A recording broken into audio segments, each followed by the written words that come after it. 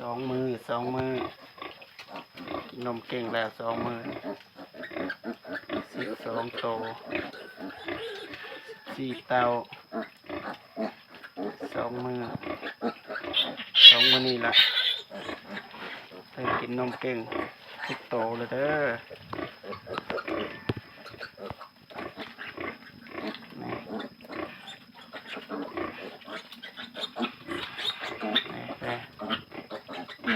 มันเป็นทุกโต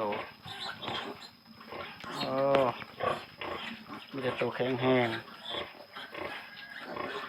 ตัวผู้5 โตตัวแม่7 โตโอ้โหดหยาดควันนมกันแล้วโหดโอ้เอาเอ็ดน่ะ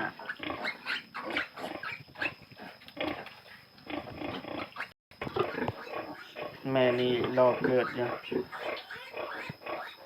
น่าจะบ่เกินจะ2 มื้อแม่นี่มันจะ2 มื้อน่าจะเกิด2 หรือ 3 มื้อข้างหน้า